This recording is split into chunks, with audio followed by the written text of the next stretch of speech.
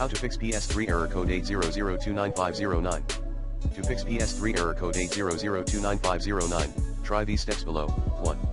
Just temporarily disable 2FA. See more info at https://www.playstation.com/n-a/support/account/2sv-psn-login. 2.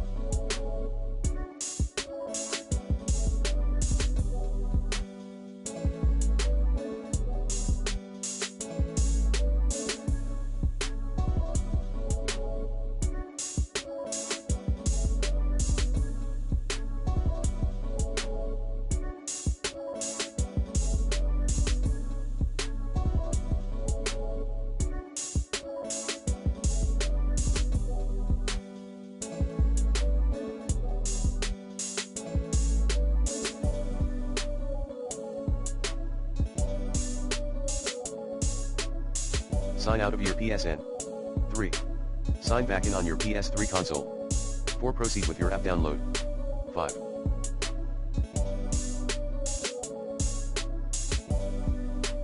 Turn 2FA back on, later. Note, you may need to repeat the above listed steps each time you wish to download a game on your PS3.